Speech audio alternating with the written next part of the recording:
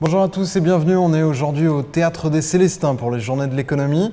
On accueille Roger Guéneret, bonjour. Bonjour. Alors vous êtes économiste au Collège de France, vous êtes aussi président de l'École d'économie de Paris, vous dirigez le comité scientifique de CGECO.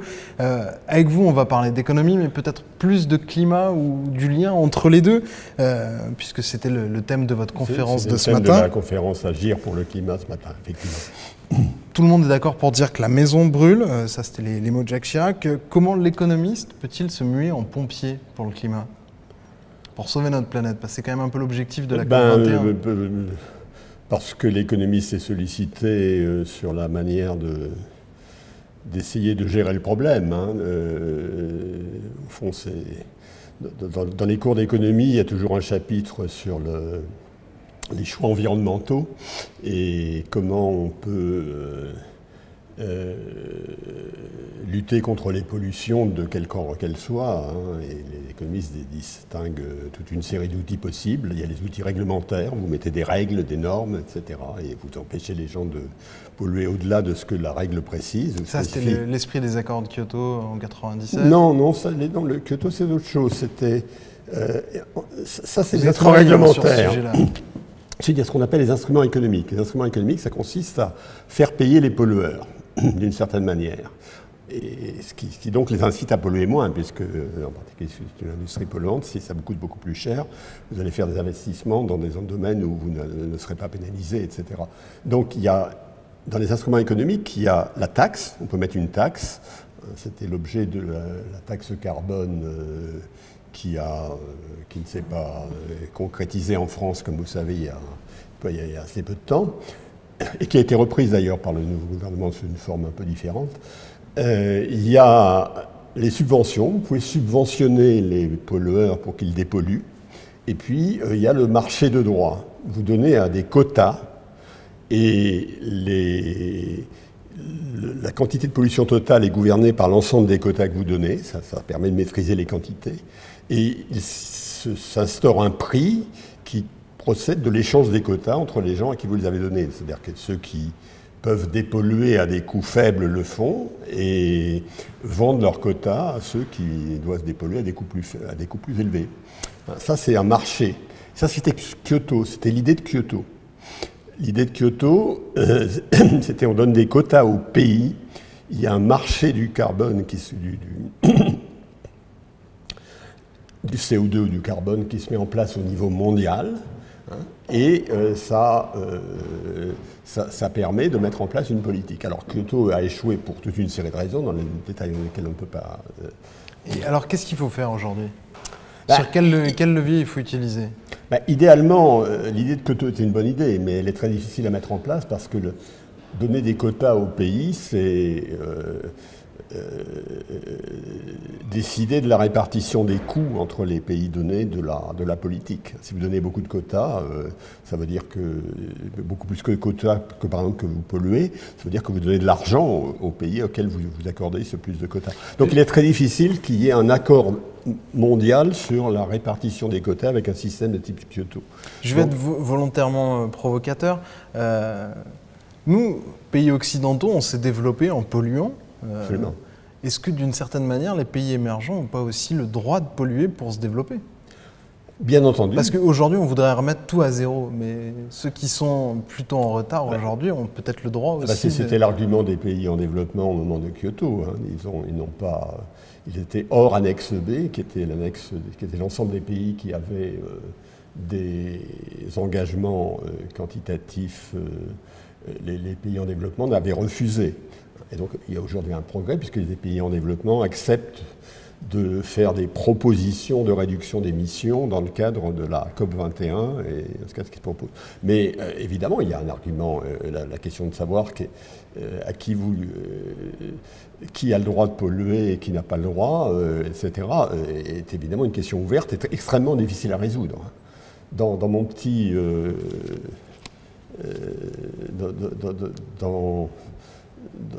Dans ce que j'ai dit à la conférence, j'ai dit par exemple qu'on pourrait donner des quotas identiques, des quotas par tête identiques à tous les pays.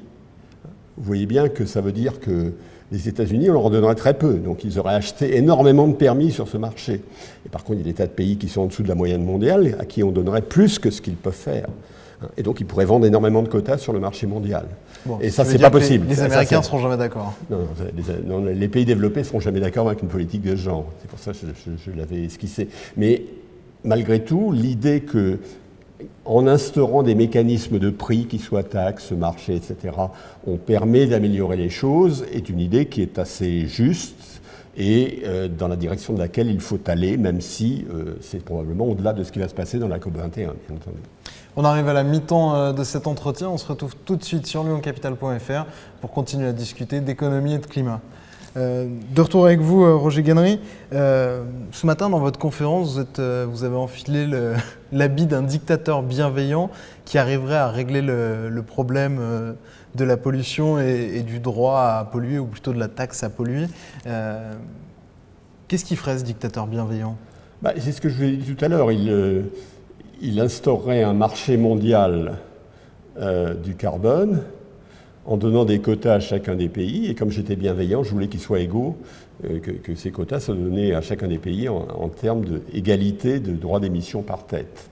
D'une certaine manière, quand vous dites un dictateur bienveillant, est-ce que ça ne veut pas dire en creux que vous ne croyez pas vraiment à la COP21 et à la méthode du discours entre grands de ce monde qui arrive au bout du bout à un compromis in extremis? Non, je voulais simplement mettre en évidence une solution idéale mais utopique et expliquer pourquoi elle est utopique. Maintenant, entre cette solution utopique et ce qu'on est capable de faire, la COP21 implique un certain nombre de progrès puisqu'il y a toute une série de pays qui ont accepté. La COP21, c'est ce qu'on appelle dans les livres d'économie un équilibre de souscription. Chacun amène son cadeau.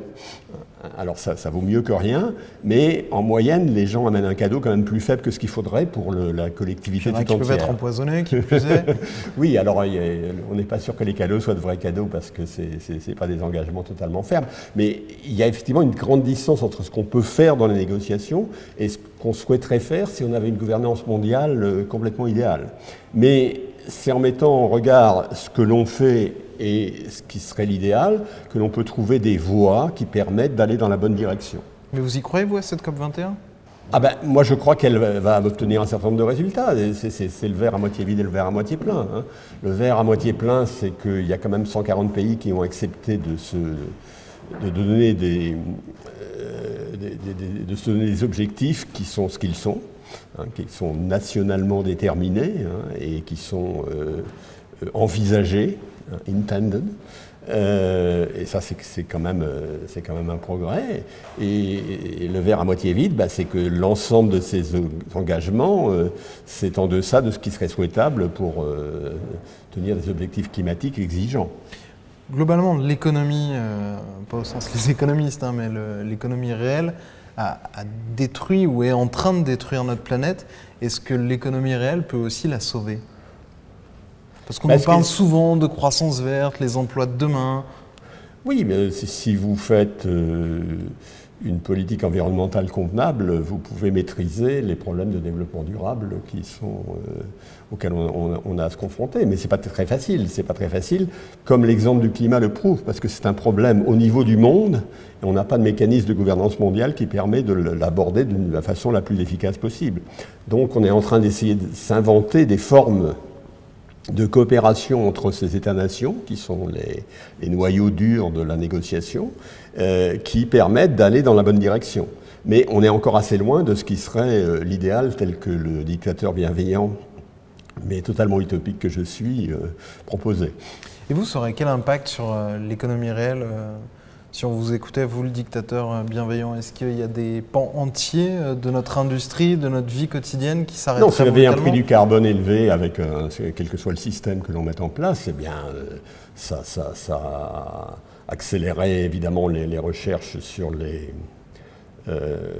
technologies vertes, ça les rendrait immédiatement beaucoup plus compétitives et ça pénaliserait toutes les technologies carbonées, juste au point où les gens faisant les choses dans leur intérêt les abandonneraient, ou les abandonneraient partiellement.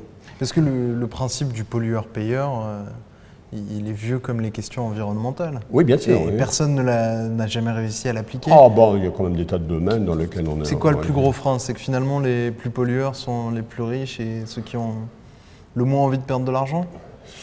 C'est quand même beaucoup plus compliqué que ça, hein. Si vous regardez l'échec de la taxe carbone en France, elle est liée beaucoup au fait que elle avait des effets qu'on ne savait pas très bien compenser. C'est-à-dire qu'elle avait des effets sur, justement, tout au contraire, sur les gens les moins riches, qui étaient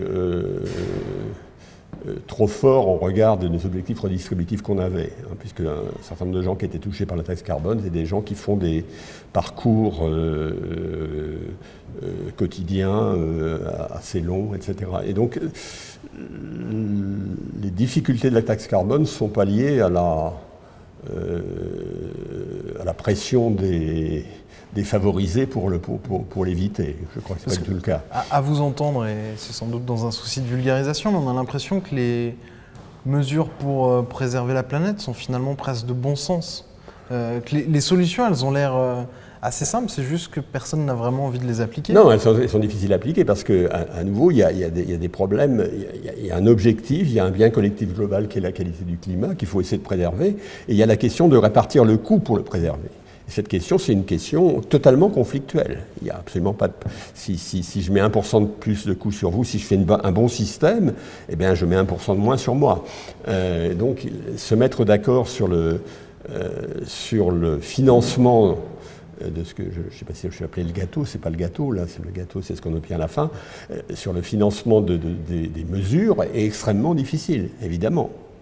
Et là, on est en train de tâtonner. On est dans un monde dans lequel les frontières du marché et les frontières de l'État sont complètement disjonctées, sont complètement différentes. Et il faut trouver des moyens de maîtriser toute une série de choses qui se font en dehors de la sphère d'action des États et dans la sphère de coopération. Trouver des modes de coopération qui soient acceptables et qui soient efficaces. Merci beaucoup Roger Guéneret d'avoir répondu à nos questions et on suivra du coup ce qui débouche de la COP21. Merci beaucoup, on se retrouve demain pour une nouvelle édition, toujours au GECO. Au revoir. Merci.